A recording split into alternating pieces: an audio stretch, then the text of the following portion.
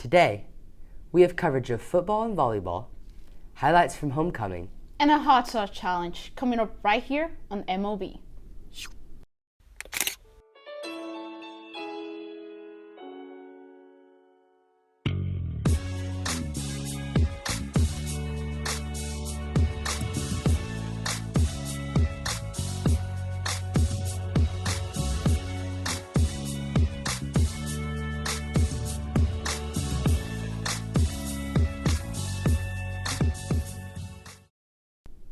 Welcome back, Marcus. I'm Reese Rome. And I'm Michelle Galvez. Dress code has been a hot topic around campus, leading to students signing a petition to change it.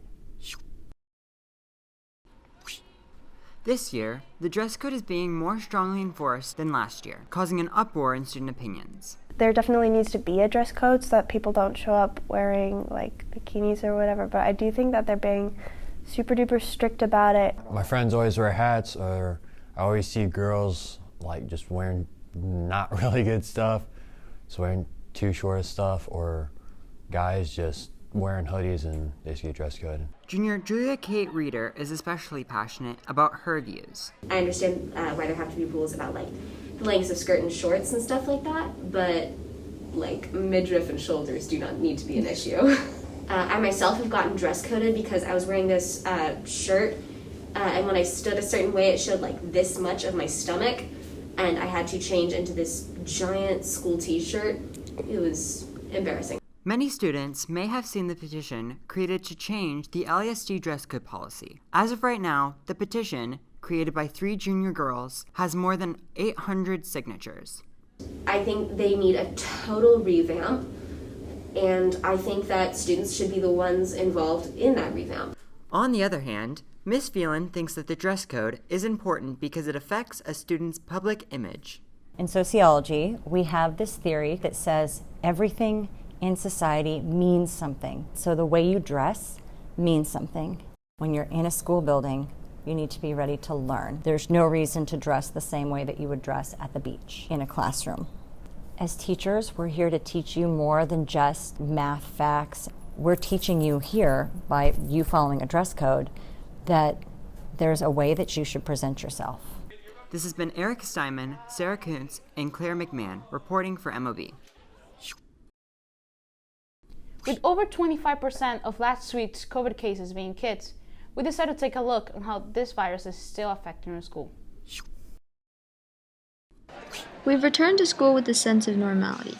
Shields and arrows gone, and familiar faces back.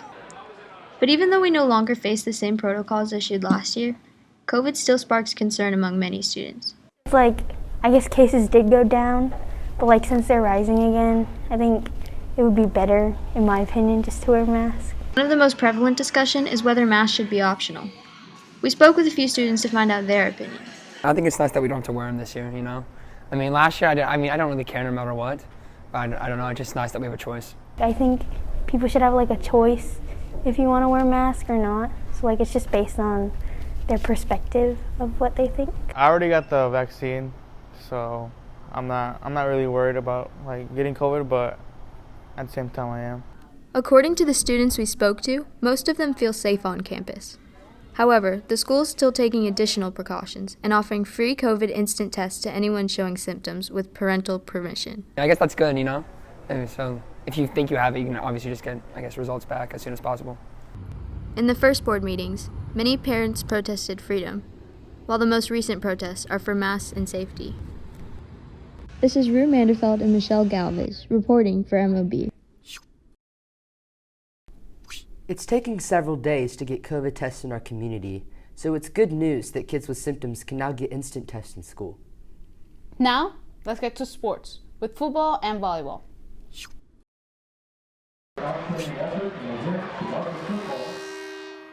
The Marauders' second game was a close matchup against the McKinney Lions.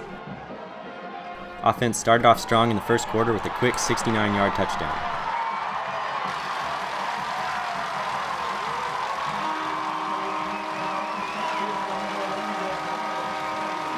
They used that early momentum to score again and again. 3 more touchdowns before halftime with the Marauder lead 28-0.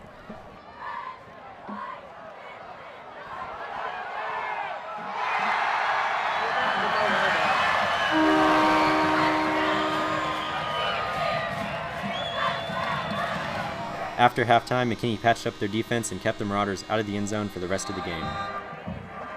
The Lions' offense scored 3 unanswered touchdowns in the second half. But in the last couple of minutes, the Marauders gained possession of the ball and timed out the clock. The final score, Marcus 28 to McKinney 21. Reporting for MOB, I'm Luke Andrews.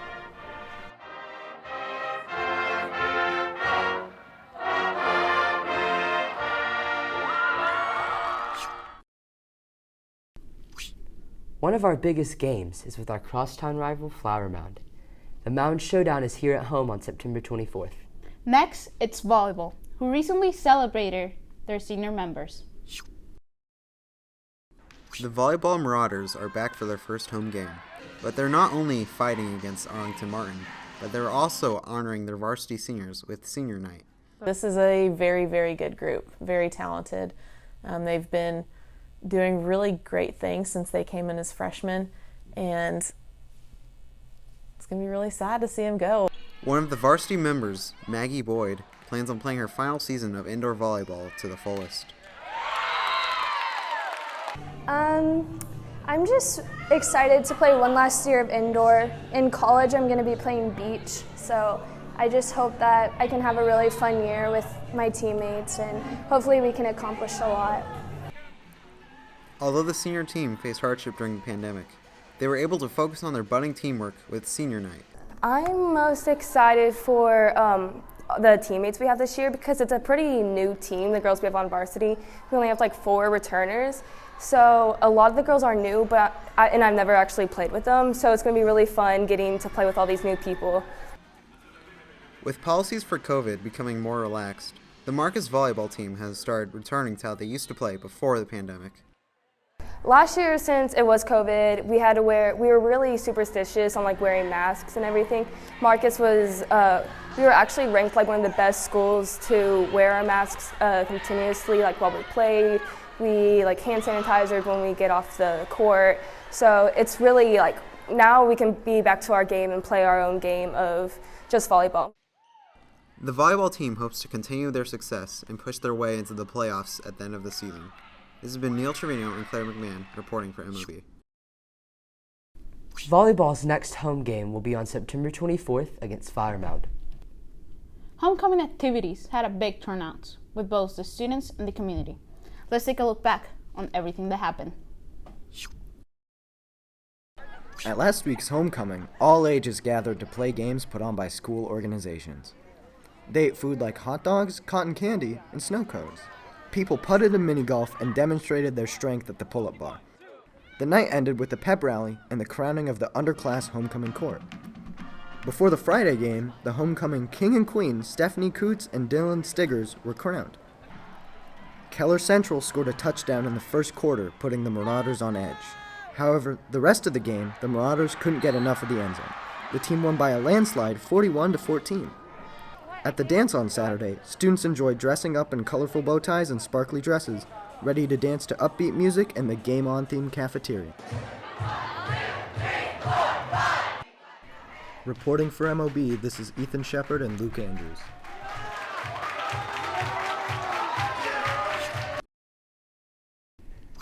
Looks like a lot of people had fun. Up next, these students had a different kind of fun. For our first hot sauce challenge, we gathered some of either the bravest or craziest from around campus to test out some spice. So the way this is going to work is we're going to have 2 rounds.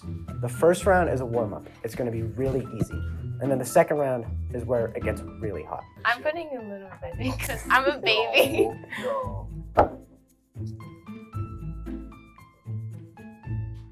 Oh my gosh! So this hot sauce sits at about 2,000 on the Scoville unit scale, which is about the same as Tabasco. Who do you think is the worst at hot sauce in this table? Me. Hey, take the bite.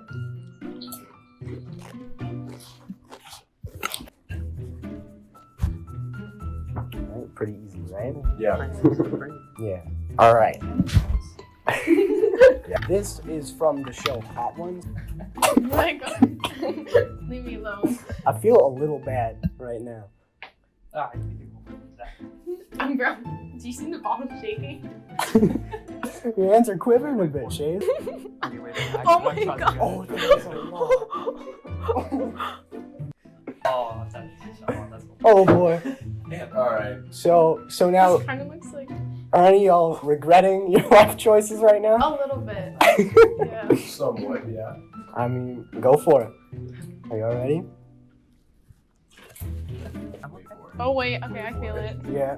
It takes a second to kick in. That's why we're gonna ask y'all some questions. Dude, yeah, just hit me. I told you, you put so much. Who do you think is the most likely to cry today? Yeah. Oh my god, yes. Dude, it hurts so bad. It does. Rather be in jail for 5 years or a coma for a decade?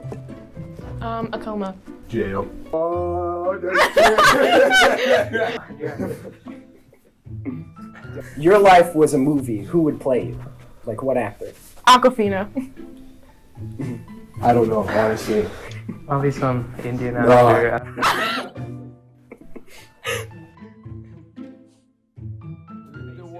This was Ethan Shepard and Michelle Galvez with the MOB Hot Sauce Challenge. I'm glad I didn't have to try any of those sauces. I don't think I could take it. Me neither. Well, that's it for today, Marcus. Thanks for watching. I'm Michelle Galvez. And I'm Reese Rome. Have a great day, Marcus. Feels better. Very well. I think this school year is going to be going pretty decently. Same. Different. Hopefully wonderful. I think it's good, but I think that COVID is gonna have an impact on the year. I think it's gonna go different, you know, be back at school with all of our friends. Fun and challenging, probably. I think it's going to go really well, and I think it's going to be a really good year for the school, and everything will start back up again. I think this year is going to be outstanding because I think everything starts with our mindset and our attitude. As long as we are preparing ourselves mentally, regardless of what is thrown in our way, we can have a great year. Go Marauders!